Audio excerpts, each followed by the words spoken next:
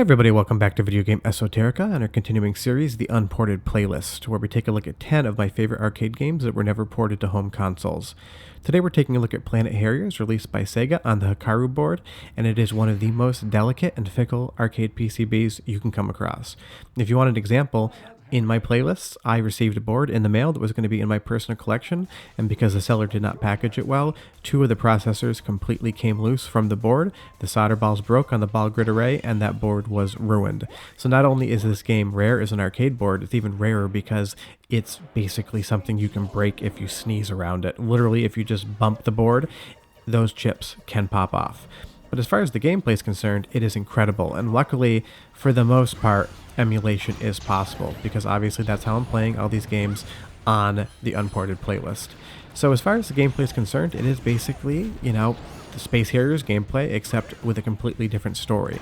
You have your characters here, you have your lock-on mechanic, and you have everything that kind of made Space Harrier what it was. But Sega decided to change the formula around and make something completely new out of the game, and I would say that it's definitely an outstanding game, awesome to play, definitely emulate it.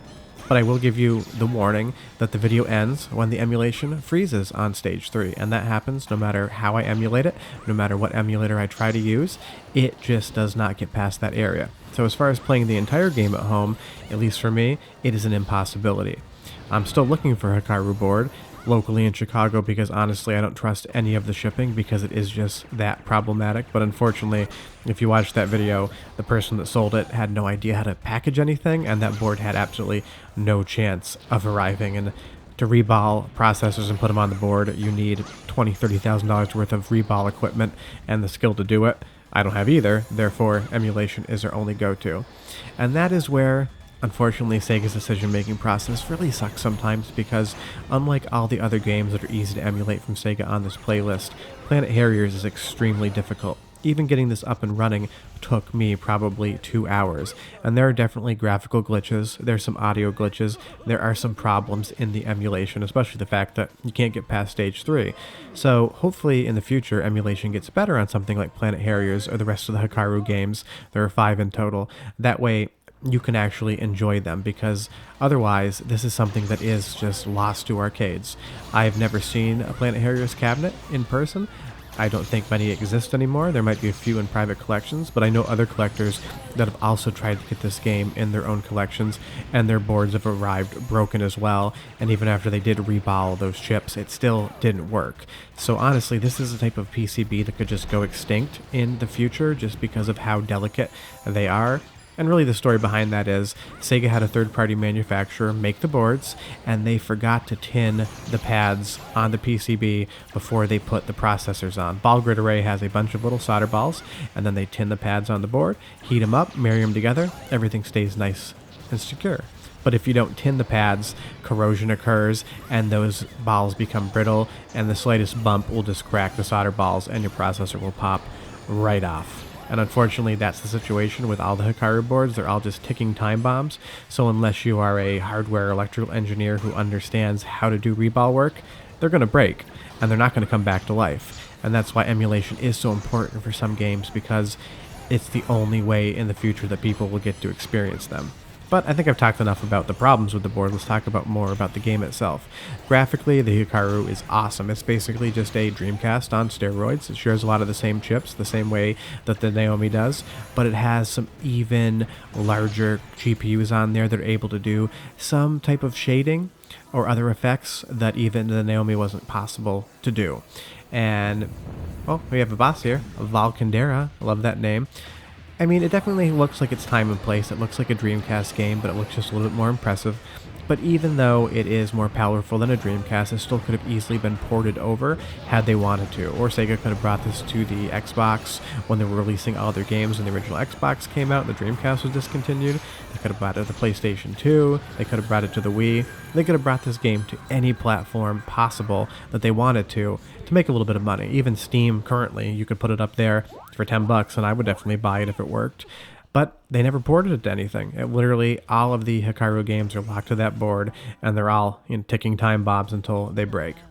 I do like in between each stage that you do get to take that gold and you get these power-ups, and they will continue throughout the entire playthrough, and that way you're able to increase the power of your character, you can increase your life, attack power, different things like that. So there is a light, I want to say RPG element to it where you can upgrade your character, but just general upgrades. But here we are on stage 2, Foreo, and I love how you navigate through the forest, and those trees will hurt you if you hit them, so you definitely have to be really good about just navigating through, making sure you don't get hit by the enemies, making sure you're not hitting the trees. There's a lot of different things going on in the game. As far as the controls are concerned, I used an original Xbox One X control pad, and that works perfectly fine, but the arcade game would have used a flight stick with triggers, a Sanwa part, that was stock on Planet Harriers. So you lose a little bit when you use, general control pad with an analog stick. It doesn't feel the same as holding that flight stick, but it's close enough so that you're definitely going to be able to enjoy it. My plan when I got the board in was to actually put an original arcade flight stick on there so that I had the best feel possible, but since that board came in broken and the buyer had to refund me, never got a chance to do that. But it's playable at home. Graphically, you can't really do much with the resolution. You can't upscale it. You're going to be playing at 640 by 480 because the emulation isn't there yet to basically enhance or improve those things.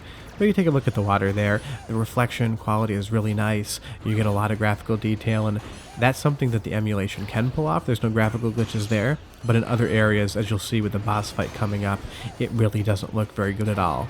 What I'm going to let you do is just listen to a little bit of the sound effects and the music. I'll come back, talk about the boss and the rest of Planet Harriers, but I want you to hear a little bit of it, so I'll stop talking and let you enjoy some gameplay.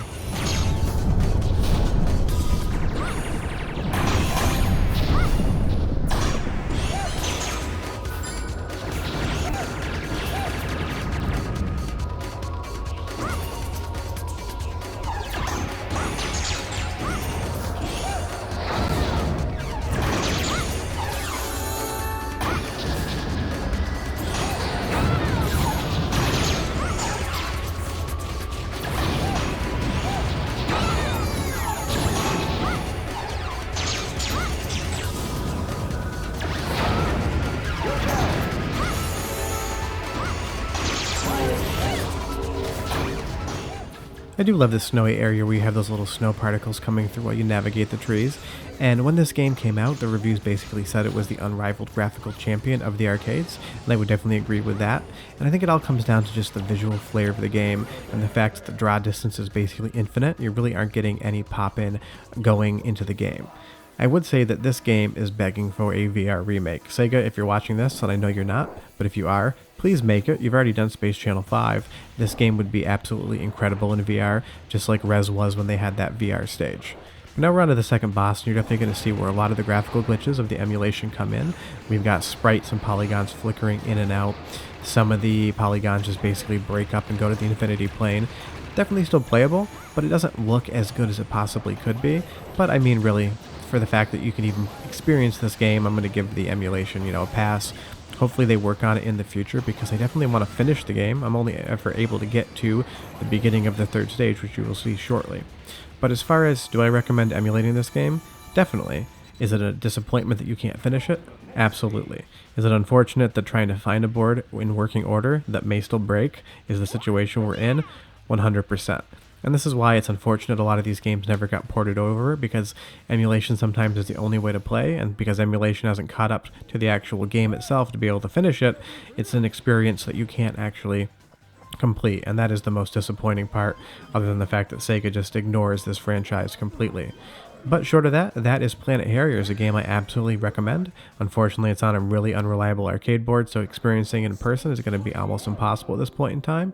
But short of that, thanks so much for watching. Do us a huge favor, go down below, hit like and subscribe. Making these videos takes us a long time, and we appreciate your support. We'll be back on Tuesday with another entry in our mainline series, as well as Friday, and we'll be back on Sunday with another Unported arcade game. But thanks so much for watching. Hope you guys have a great weekend, and we'll see you next time. The game is frozen. Bye-bye.